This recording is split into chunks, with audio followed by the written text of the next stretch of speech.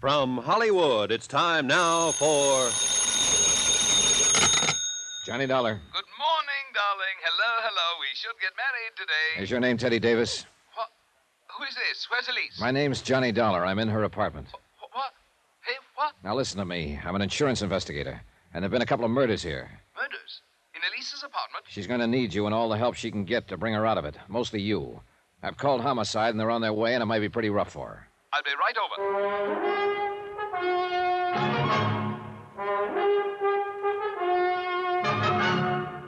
Tonight and every weekday night, Bob Bailey in the transcribed adventures of the man with the action-packed expense account, America's fabulous freelance insurance investigator. Yours truly, Johnny Dollar.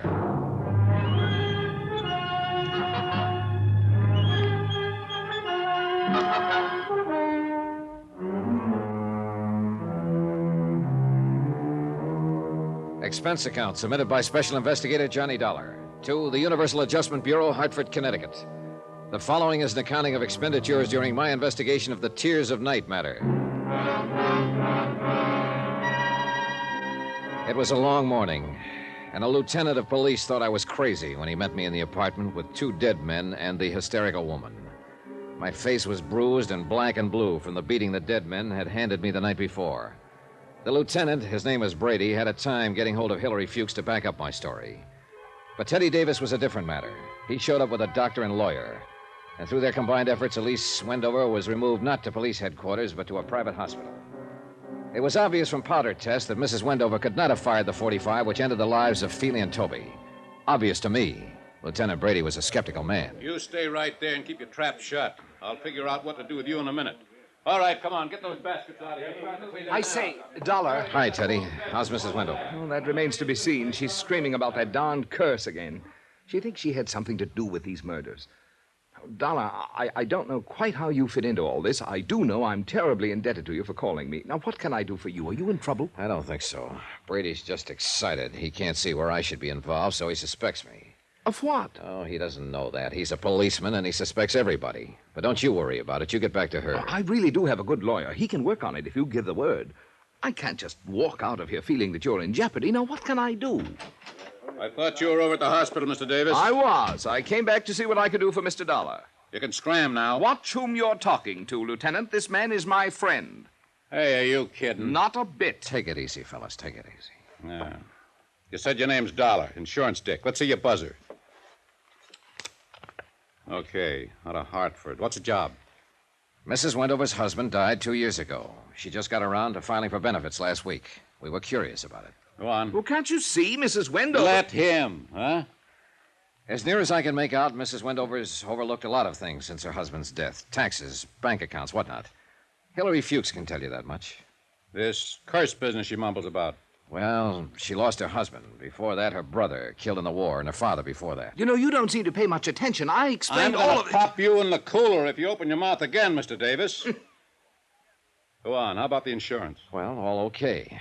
I was ready to leave town last night. As a matter of fact, I'd called for a plane from Fuchs' office. When a man named Scanlon came in, mistook me for Fuchs, and said Sam Costigan wanted to see me. Costigan's got a gambling place on the other side. Yeah, we know about it. Go on. Well, Costigan gave me a necklace, the Tears of Night. Said it belonged to Mrs. Wendover. He asked me to bring it back to her. Said she'd pawned it at the roulette table. When I got here, Mrs. Wendover was wearing the Tears of Night, or something that looked just like it. Well, I was curious. I looked up the jeweler who had made it, a man named Mortuus. He said I was carrying the real thing. When I left his place, a couple of men from Costigan's place followed me. Who? Those two who were killed, Feely and Toby.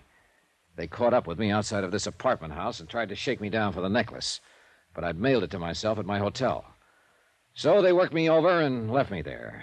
When I came to earlier this morning, I came up here and found Mrs. Wendover sitting here in a state of shock. The two stiffs in her room. That's it? Yeah, Brady, that's it. How long you been an insurance dick? 14 years. You bonded? Yes. Okay. Are you going to let him go, or aren't you? Shut up. Shut up, and I'll tell you both what I'm up against here. I know Mrs. Wendover couldn't have had anything to do with the killings. I know you, Dollar, couldn't either. Then go out and find who killed those two men. Those two and the other one. Huh? Costigan was gunned down a couple of hours ago.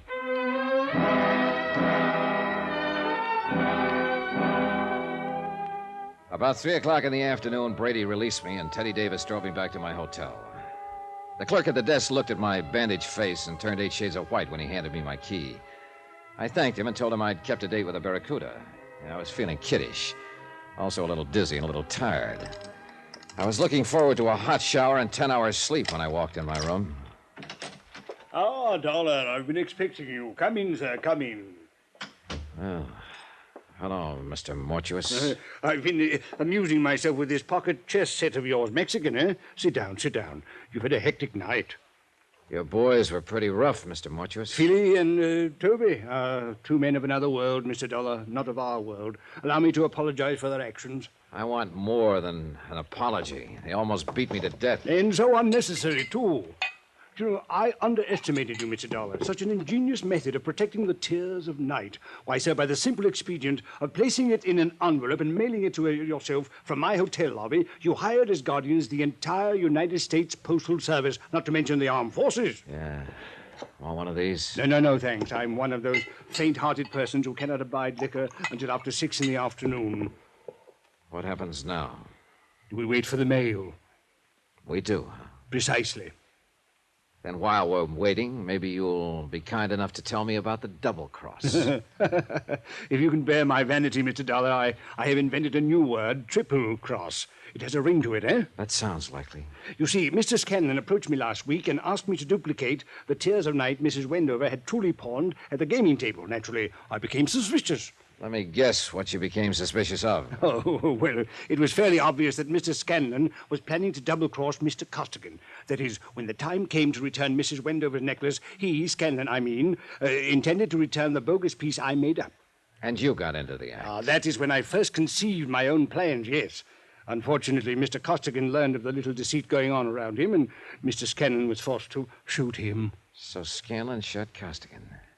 How about Toby and Feely? Mr. Scanlon again, abetted by the last of the house of Mortuus. You helped him kill them, then planted them in Elise Wendover's apartment. Oh, dear, a crude touch, I thought, but it had a purpose. With 2 cadavers in a living room, she was very unlikely to discuss a bogus necklace with the police, and I doubt very much if she knew whether she was wearing the original or an imitation. Flighty girl. That's the lousiest thing the house of Mortuus ever did.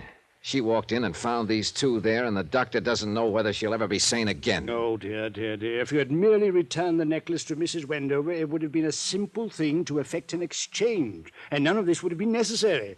Well, then, bygones are bygones. Yeah, sure, I know. You just sit here and wait for the mail. No. We wait for the mail. What about your playmate, Scanlon? Why isn't he waiting with you? Scanlon? I'm afraid I'll be sought for a murder of 2 or 3 this night. I'm certain the police will find his body before the day is out, but I did need him to help me carry the bodies to Elise Wendover's apartment. Elise. Tell me something, Mr. Dollar. Does that name Elise bother you as much as it bothers me? Give me a woman with a name like Celeste or Josephine or Roxanne. Those, sir, are names for the creatures. But Elise, twaddle. Where are the police going to find Scanlon? Oh, in my hotel room, which I departed hastily once the room clerk had informed me of your ingenious method for protecting the necklace. I shot him there. You work cheap, Mr. Mortuus. Cheap, sir? I don't understand. A $10,000 necklace. It's not quite a king's ransom, is it? The Tears of Night are worth closer to $100,000. I'm afraid I misinformed you as to their value. I didn't want you to become suspicious. I suppose you think you'll get away with it.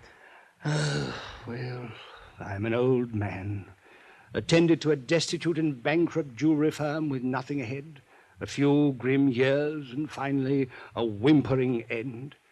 Requiescat in pace. Live. That's what I want to do, live.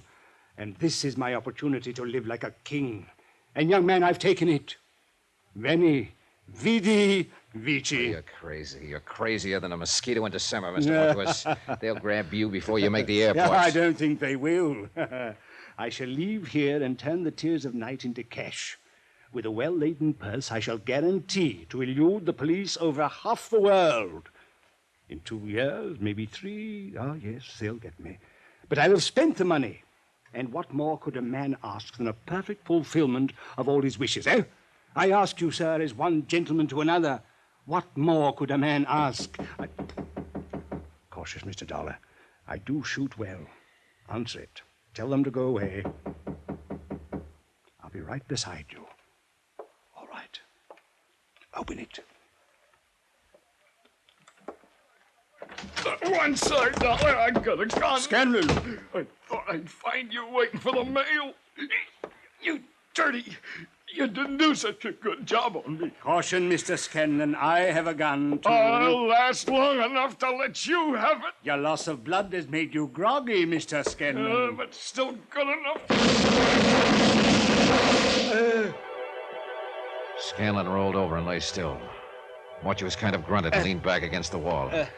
He had a pained look on his face. Mr. Dollar. Mr. Dollar. I do believe I've been shot.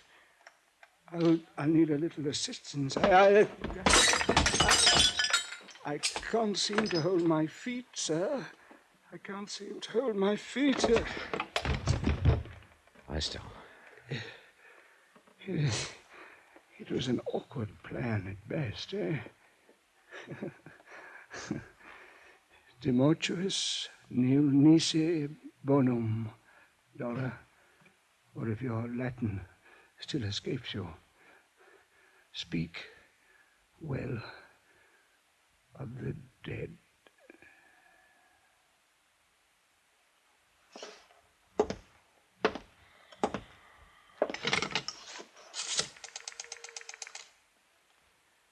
Let me have the police.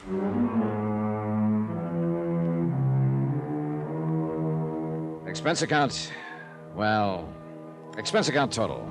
$405.16. Details? Mrs. Wendover will recover. Remarks? I'll stand for the last 2 days of expense myself. I didn't have any business sticking my nose in the jewelry end of it. But if you make me pay for them, don't ever try to hire me again. Yours truly, Johnny Dollar.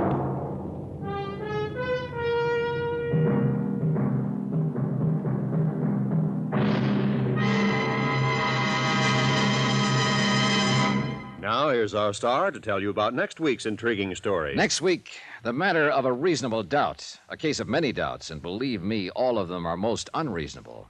Join us, won't you? Yours truly, Johnny Dollar.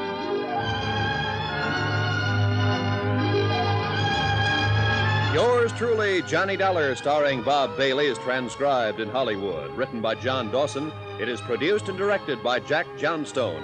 Heard in this week's cast were Virginia Gregg, Victor Perrin, Jack Crucian, Jay Novello, William Conrad, Frank Gerstle, Marvin Miller, and Will Wright. Musical supervision by Amerigo Marino and Carl Futina.